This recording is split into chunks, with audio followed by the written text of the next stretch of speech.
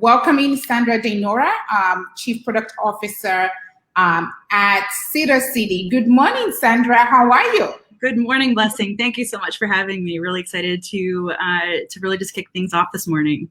Thank you. Thank you so much for joining us. I didn't want to steal your thunder with, I know you and I, when we started talking about how do we really want to prepare for this, and we talked about we want to share as much information as possible. First of all, with moms, because moms right now just need information. They need the raw data. They need information.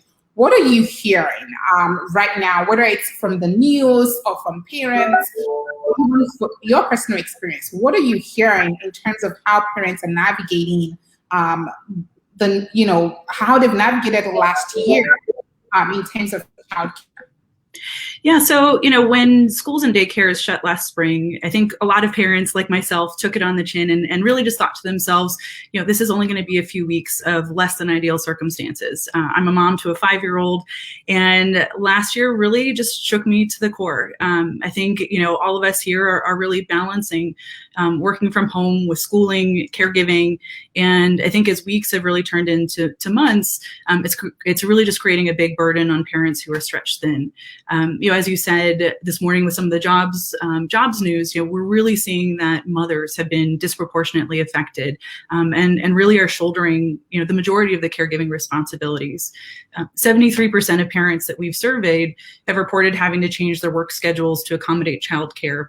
Right now, 50% of parents are still, working a job remotely from home, and a large portion of those really foresee being in that same spot for the immediate future. And, I think there's just a huge weight and a huge burden that comes from all of this. There's just this constant stream of daily interruptions, constant context switching, and it really just adds up with a lot of parents just overwhelmed and on the verge of burnout. I think one of the things that we've seen is that since the beginning of the school year, the average kid is crashing 25 of their parents' work meetings every week. I, for one, feel like my son is pretty much just another coworker with the number of meetings he's popping into for water cooler talk. So absolutely. I have my son in the background earlier crying. I'm sure he got into it with his nanny.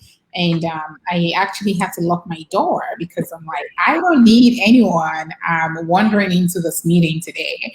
I did spend a lot of time with them this morning before this, obviously. But I want to ask you, you talked about your son. How are you doing personally? With a 5-year-old that is probably in virtual school of some sort, how are you navigating that? It has been, I think, just really tough. I'm just going to be honest. I think, like many other parents, I've just really felt, overwhelmed and exhausted through 2021, and let's just be honest, pretty much through this year too. Between a global pandemic, months of social unrest, a tumultuous, presidential election, all of that just takes such a big toll. And sometimes even just like, this morning trying to track down 2 matching gloves so my son can play in the snow, just feels like, a big effort. And, I worry a lot about the mental and physical health of my family and, whether my son is falling behind in school. My son recently told me, Mom, I miss the world. And, I really couldn't just help but just be so saddened by it and, kind of thought to myself, like, gosh, me too, Graham. But the resilience of kids throughout this year has really just been, I think, amazing. And, I really hope that we'll find a time when kids can be kids again. But I was going to say that as an executive and, thinking about the landscape of childcare, I've really seen firsthand how, we're really just in this huge crisis given these circumstances. The limited access to childcare has really, as you said, caused millions of people to leave the workforce. And, I think, of that 5.4 million that you shared, 2.1 million of those are actually dropping out of the workforce completely. And we're now at a point where the percentage of women in the workforce is actually as low as it was in the late 80s. So I think really just a dramatic state of affairs for us. And all of this has really just brought to light the kinds of support that working parents, truly need to care for their children. Being flexible and, offering paid sick leave, from my perspective, just isn't enough anymore. Really having reliable childcare is truly the foundation of a healthy, productive workforce. And businesses really need to step up, address their employees' care needs openly, loudly, and with empathy. Oh, absolutely. And speaking of that, this is probably tangent, especially, when you talk about businesses supporting working mothers. You as an executive at City, are you seeing any movement in terms of companies or employers that are coming to you to say, hey, we really want to support our working parents. We want to support our working moms and dads, as they navigate caregiving, right? A lot of us are navigating not only our kids, but we're also navigating our parents, right? And so how are you seeing any movement from employers that are coming and saying, hey, we need your support in supporting our working families? Yeah, I think that that's one of the things that, if there is a silver lining in all of this, that really that dialogue has been coming to the forefront. And there's just been a lot more discussion on how do we help parents navigate this. There is, more and more that we're seeing about, things like backup care, school supports to help with balancing remote schooling, virtual tutoring, mental health resources, family planning support. All of these things are just, I think more and more laying the foundation for what parents really need to survive and also to thrive. I think, really all of us are really just trying to make it through the day, but I think that there's just a lot of great dialogue and I think recognition by more and more companies that this is just an essential part of everything that moms and dads really need for their families. Absolutely, absolutely. So one of the biggest things, and you and I, that's my son crying again, if anybody can hear that. One of the biggest, we talked about the moms that left the workforce and those women that basically, I think left is probably not the right word. They were forced out of the workforce because they just couldn't get the resources and the support that they need. But when we looked at the numbers from December 20, I believe that was 2020, just a couple of months ago, and we saw that 140,000 women left the workforce. I think the total was 156, and then we gained about 16,000, and so that kind of net was 140,000. And then when we started looking at the breakdown of those numbers, we realized that those were actually women of color. So these were Black and Latino women that were forced out of the workforce in December 2020. So in addition to the pandemic, the country is also facing a massive racial and equity gap with the pandemic fallout, mainly affecting families of colors. How has that changed how you approach your work at City? Yeah, I think just such an important topic and a great question. Really, what we see is that, especially in the field of childcare, early childcare providers are almost entirely women, with 40% of those people of color who, are earning lower wages that make it difficult to support their own families. I think an important statistic to really recognize this is, women really represent more than 2 in 3 minimum wage workers across the country.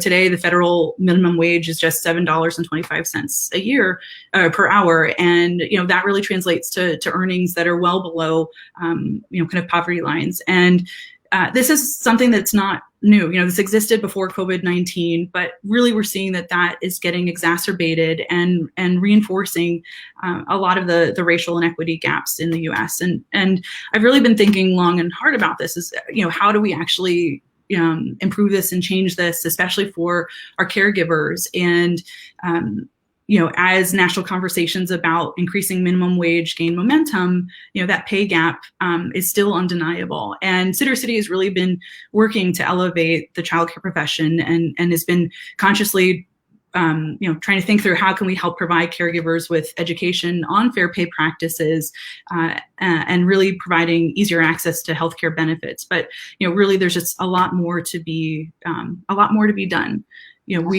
we're also thinking about how childcare is expensive and maybe inaccessible to families, which really presents a challenge, of parents having to decide between, working or watching their children, or, leaving their children without care, or perhaps even turning to unregulated or unlicensed providers. So, affordability is definitely something that we're, really trying to think through, and how to balance that while making it accessible. Absolutely. And I think 2020 kind of, we kind of saw that, right? Where we saw the inequity in childcare immediately, right? Those that had access to larger pockets, larger finances, were able to immediately, grab onto whether it's living nannies or, a private tutor or something, while the rest of the world stayed home. And some of us started seeing cords and micro cords and all these different things, and then we started seeing that inequity, right? Because a lot of parents that just don't have access to those kind of resources were left, taking care of their kids on their own. And of course, many of them suffered for that because they had to, they lost their jobs, or one parent had to stay home. Whatever that situation is. So again, a very painful situation for many. And so that leads me to, how do we, this conference is about the journey ahead, right? What lessons do you think we can draw on from 2020 that can actually drive us forward into 2021? Yeah, for me, I think really that juggle of adjusting to this, I hate saying the new normal, but, really the realities of working and parenting around the clock has really just been exhausting in a way that most parents aren't used to, myself included. And one way that I'm, really focused on continuing to combat some of the stress and burnout is really just giving myself space to refuel and recharge. And while that, kind of sounds easy on the surface, some of it is just, even just starting with simple boundaries, with things like technology. Working from home really just makes it that much harder to delineate personal time from work time. And one thing I've been doing with my family is, even at dinner, we embrace a no devices rule, really just to give ourselves a break from screens and a time to be present. And some of that just small respite, just helps clear my head a bit, but more importantly, it just really helps us connect and find some time for laughter, which I think is something that, for me, I think a lot of the heaviness has maybe kind of not put to the forefront. And, with all of this, I also am conscious about, how all of this carries through in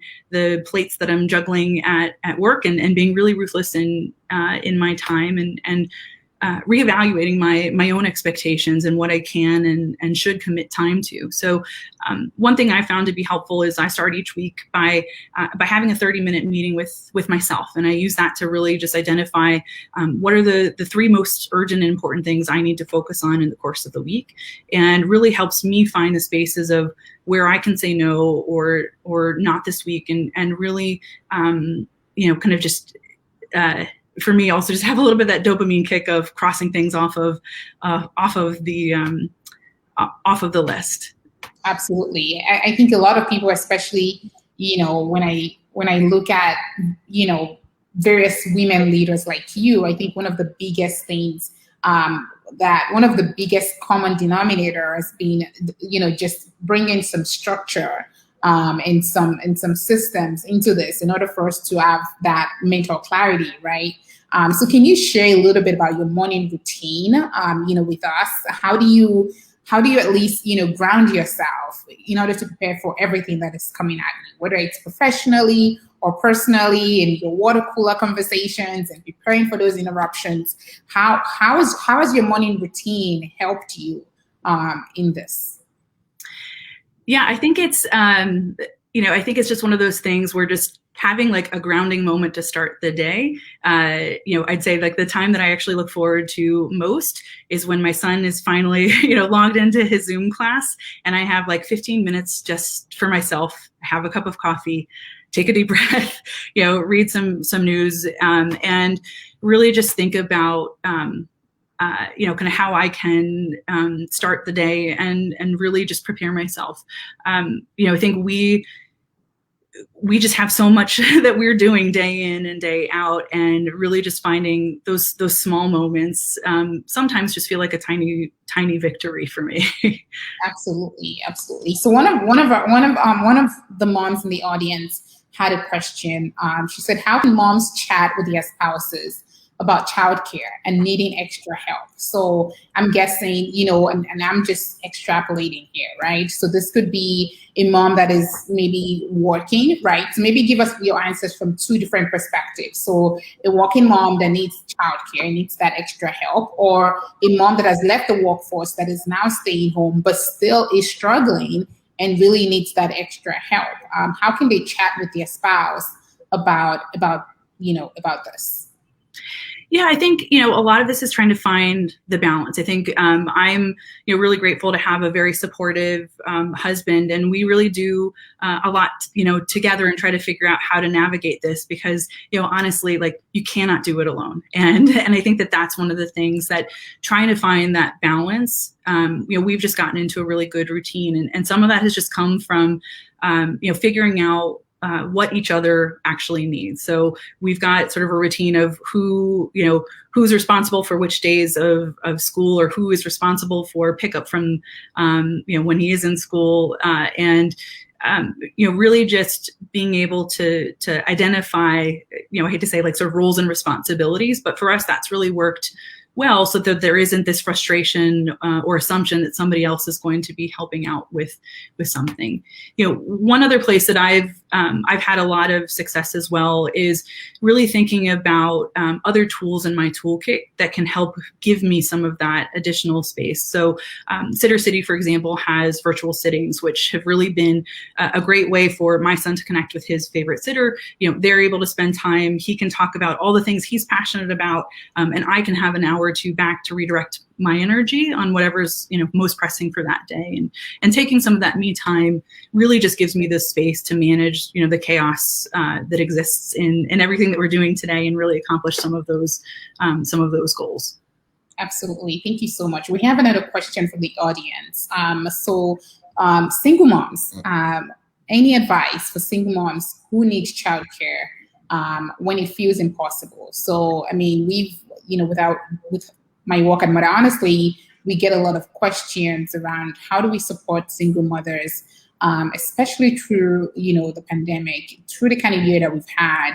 And now a lot of them are, whether they've found different solutions or pieced meals, different solutions. We do know that, a lot of those solutions fall by the wayside, right? You may have help today and you don't have help tomorrow. Your mom may say she's going to help you today, and then tomorrow she's like, you know what, I got things to do. So, what advice do you have when it just feels so hard and so tough? Yeah, I think that that old adage, it takes a village, is so true, and even more so now. One of the things that I would suggest is try to think about how you can build your own village and that team of caregivers, and really having that support system, and that can range from opportunities for backup care and help, but also just thinking about mental health and some of those places that you really can't be a great really can't provide that great focus if you're not also taking care of yourself and thinking about that self-care piece of it. And so trying to find ways to carve out some of that, and really, also just give your permission to be compassionate. We are all just doing the best that we can throughout this, and really, really just trying to in some ways, make it through and lean heavily on the support of other moms, other parents that are also going through this. Absolutely, absolutely. So we have another question from the audience. How is your perspective on making it through? So I'm guessing making it through the last year. How has that shifted now that we are a year into this? So is there anything that has shifted for you? Now that this seems like a long-term thing, right? Yeah, I think for me, one of the things I'm probably more hopeful about is really seeing some of the shifts in, that dialogue around the childcare kind of system of the U.S. And, I think that's a place where the new administration, for example, has a big focus on how can we provide more access and affordability, and really making investments into the infrastructure of care. So, kind of the new plan includes, funds to help childcare providers stay afloat, reopen, and funds for low-income families to expand assistance and cover costs, and tax credits to help families afford care. And I think that that's one thing for me that I'm hopeful that some of that will provide a lot of much-needed relief for many of us who have felt, I think, just like you're in this alone and don't have the tools that you really need. Absolutely. One of my biggest, coming into 2021 and understanding that we still don't have real infrastructure for childcare, other than what we've already been doing prior to the pandemic, which a lot of childcare actually have gone back. I think we have about 90% of childcare daycare centers they're back on, and maybe 10% is the number that has not been able to return.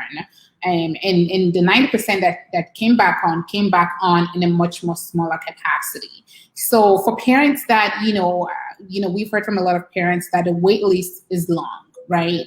And people are not, especially in areas like Los Angeles or the Bay Area or New York, where, it's just a lot of people, moms are not able to get their foot in the door when it comes to childcare. And so a lot of them are having to come up with various solutions. Can you share with us, what some of those, non-traditional solutions can be, right? If we cannot go through a childcare center, what other avenues can we utilize? Yeah, we've seen a lot of parents that, have been, I think, really just trying to power together with other families and think about their pods and how to shoulder this together. One of the things that, kind of as we entered into the school year that really got a lot of interest was, learning pods and being able to band together with your team, and something that Sitter City, we've been able to provide support for that, and also just nanny shares and being able to really just think about alternate options for people, because really that's a place of how can we provide as much flexibility in everybody's needs, since the reality is there is no one size fits all solution for childcare right now. There may be days where kids are in school and in a hybrid mode, and there may be days where people are fully at home. And so finding that balance, I think, is really important, and really, kind of where there's tools and services like ours, really just a great option for folks that maybe are not able to get their foot in the door for a childcare center.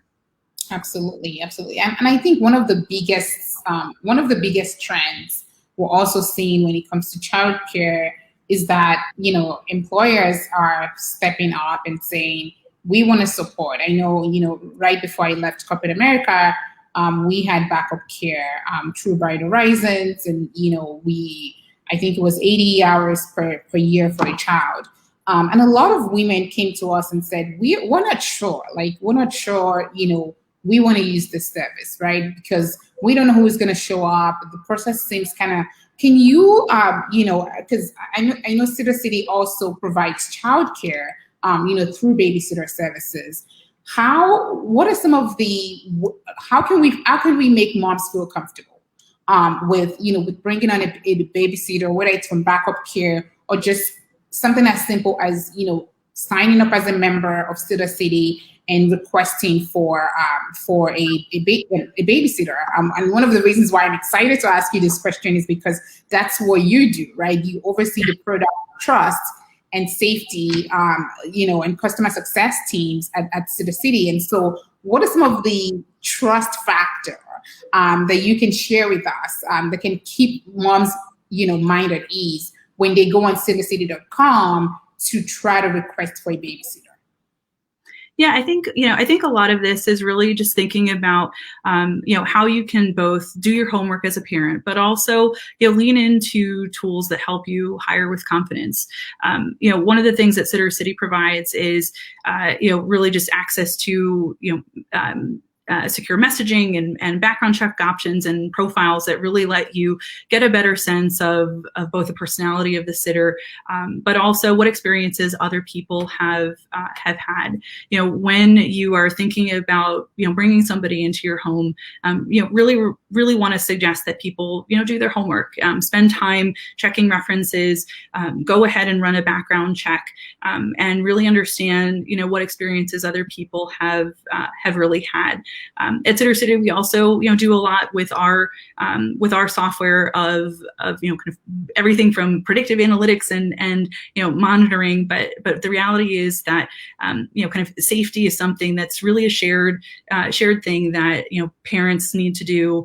We can play a part in and really just help people work on this together to feel comfortable and confident on who they're bringing into their home. I think for me, one of the things I'm always most excited about is when I meet somebody who found somebody who like, oh gosh, I found this great sitter from 10 years ago and still keep in touch with her. And those are the kinds of connections that we're really trying to make and hoping that people can have that sense of community and that trust in who they're bringing into their home. Absolutely. Thank you so much, Sandra. One last question before you go. As somebody that is designing a product for the future of parenthood, what is something positive that is keeping you hopeful right now? Yeah, I think for me, I'm really just excited about, thinking about the ways that technology can really improve the way that we find and hire caregivers. Technology has so many great ways that we can think about giving, more time back to busy parents. And, I'm also hopeful that the trend of companies offering and highlighting more robust childcare services will continue because, working parents really are in desperate need of real solutions. So, thinking about ways that we can use that technology, help people hire with confidence, and really kind of get the help that they need to make it through 2021. Oh, absolutely. Thank you so much, Sandra, for joining us.